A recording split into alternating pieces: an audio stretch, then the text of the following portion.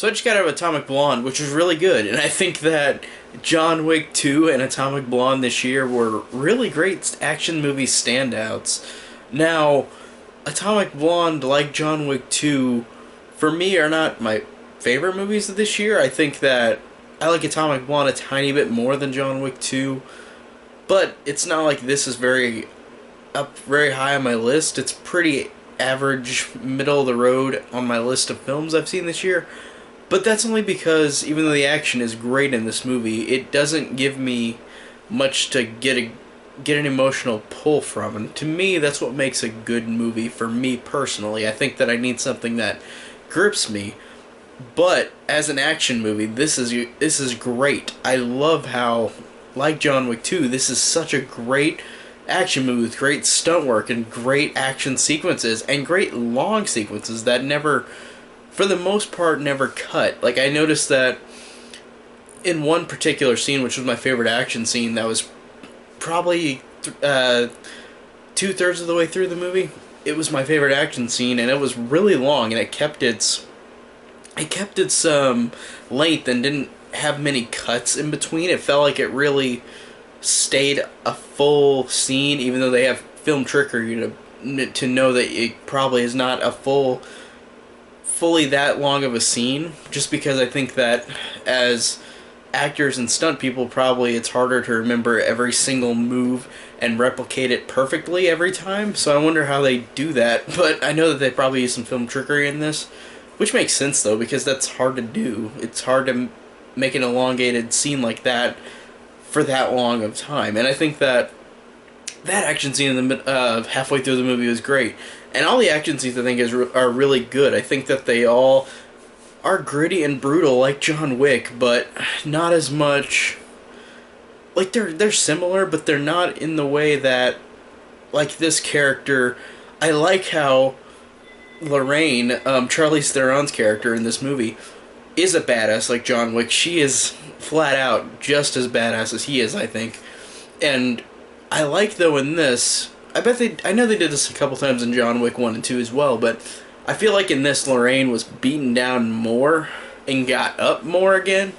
In the case of John Wick, where a lot of the time he just kicked ass and that was it. But it was still good, but I feel like in this one, Lorraine really took a beating, like a giant beating in this movie, and I loved how you see how much of a beating she gets as this character who is fighting all these criminals. It would make sense to be thrown down so many times, and she's still a badass, but it makes it more interesting whenever she doesn't always win quickly. But she does win the fights, but she doesn't win them as quickly as John Wick, and that's not a bad thing to say against John Wick, but I just feel like I like that they showed that in this movie with this character having a little more of a weakness. And I'm not saying because she's a woman, just because this character, I feel like, with her resources, just couldn't, with all these people fighting her, it's like you can't keep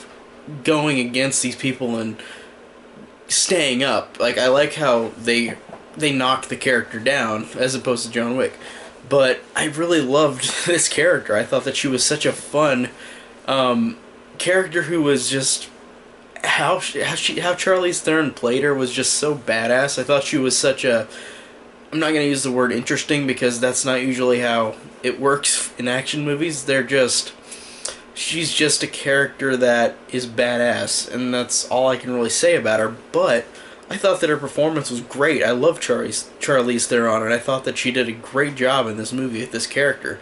And this is the type of movie where you don't really have that much character development. It's more of a espionage kind of thriller, where it's during 1989 with the fall of the Berlin Wall, which it's not really about that either. And they even point that out in the movie too, like at the beginning, like it's in 1989 during this time, but that's not the story. And they actually say that on screen, which I thought was funny. But I liked the way that it was kind of like a background event for the most part, but I liked how this was kind of its own thing and just in this situation going on in the world at this moment. And I thought that was great. And I thought that these characters were just so fun. Like I said, Charlize Theron was just a badass, and I like James McAvoy a lot. But he's great in mostly everything I've seen him in. I think he's a really great actor. But and he's not as prevalent, I guess you could say. I mean, he is until basically until the end he gets more prevalent, I guess. But in but he's good though, and I liked him, and I liked how Sophia Boutella, who is the mummy in the newest Tom Cruise Mummy movie, this is the first movie I've seen her actually act, and I thought she was fine. I thought she was pretty good. And I just like this story about how this woman is just an MI6 agent who is trying to be an undercover agent and stop these other people. And I thought that it was just a fun time. It wasn't, like I said, it's not a character-driven movie, which makes sense as an action movie. For the most part, action movies are not always strongly character-developed films. But I thought that it was fun, and I thought the twists were fun. There are a lot of twists in this movie, and I thought that they did them pretty well. And I thought that how the movie went along with the characters just, to me, was fun. It was just a fun time. It wasn't... And that's why it's not, like, very high up on my list. It's definitely not a bad movie at all. But it's not, like, my favorite movie at all this year, because there are so many other movies that have great characters in them, and this doesn't.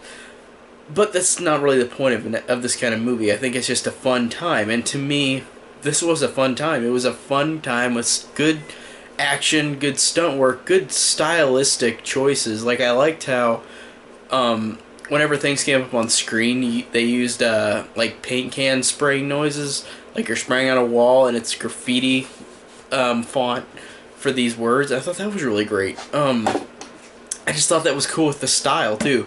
But overall, Atomic Blonde was just fun. It was a fun time. It wasn't the best movie this year for me, but it was fine. It was perfectly a fun time with some good twists and some good action and some good visuals, in terms of like stylistic visuals. But overall, I thought it was fun. It was just a fun time. But thanks guys so much for watching, and I'll talk to you next time.